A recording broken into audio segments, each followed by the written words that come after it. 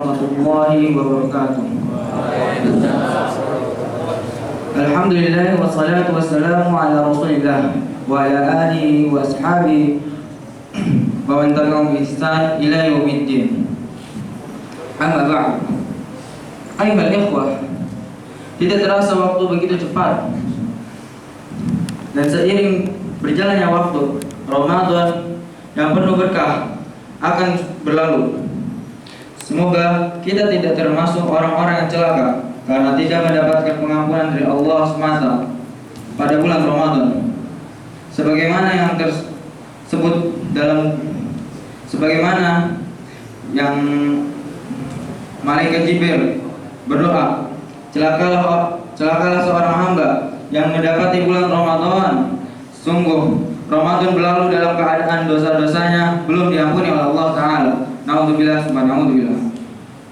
Salah seorang ulama salaf berkata, barang siapa yang tidak diampuni dosa di bulan Ramadan, maka tidak akan diampuni pula dosa bulan-bulan selainnya. Oleh karena itu, mohonlah dengan sungguh-sungguh kepada Allah agar amalan-amalan kita di bulan Ramadan diterima oleh Allah dan dosa-dosa yang kita lakukan akan diampuni olehnya. Sebagaimana sebelum datang bulan Ramadan, kita berdoa kepada Allah agar Allah Ta'ala mempertemukan kita dengan bulan Ramadan dalam keadaan hati kita dipenuhi dengan keimanan dan pengharapan akan ridhonya. Para ulama dahulu berdoa 6 bulan sebelum Ramadan agar ditemukan oleh bulan suci Ramadan. Dan setelah usai bulan Ramadan, mereka berdoa kembali 6 bulan setelahnya untuk diterima amal-amalan yang dikerjakan pada bulan Ramadan. Lalu muncullah satu pertanyaan yang besar dengan sendirinya. Apa yang tertinggal dalam diri kita selama bulan Ramadan? Apakah amal-amalan yang di bulan Ramadan akan senantiasa kita jalani seiring sesudah bulan Ramadan?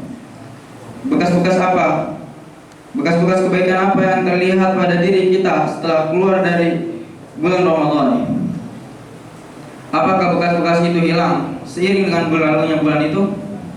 Apakah amal-amalan kebaikan yang terbiasa kita kerjakan di bulan Ramadan itu pudar setelah puasa berakhir?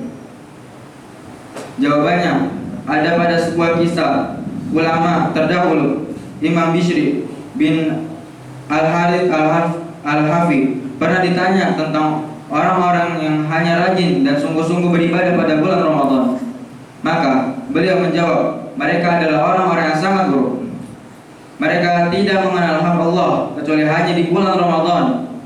Hamba Allah yang soleh adalah orang yang rajin dan sungguh-sungguh beribadah dalam setahun penuh.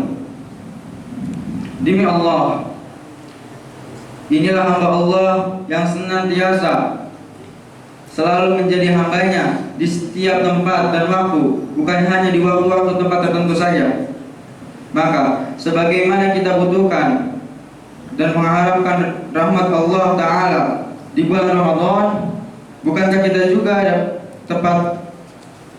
tetap membutuhkan dan mengharapkan rahmatnya di bulan-bulan lainnya? Bukankah kita termasuk dalam firman-Nya, Ya ayuhan nas antum fuqara'u illallah wallahu ghaniyyun hamid. Wahai manusia, kalian semua butuh kepada rahmat Allah, dan Allah dialah yang maha kaya lagi maha terpuji. Inilah makna istiqomah yang sungguhnya, dan inilah pertanda diterimanya amal soleh seorang hamba. Imam Ibn Rajab berkata, sesungguhnya Allah jika Dia menerima amalan kebaikan seseorang hamba, maka Dia akan memberi taufik kepada hambanya tersebut untuk beramal soleh setelah sebagaimana ucapan salah seorang dari mereka. Ulama salaf terdahulu, ganjaran berbuatan baik adalah taufik dari Allah untuk melakukan perbuatan baik setelahnya. Maka barang siapa yang mengerjakan kebaikan lalu dia mengerjakan amalan kebaikan lagi setelahnya, maka itu merupakan pertanda diterimanya amalan kebaikan Yang pertama oleh Allah Subhanahu wa taala.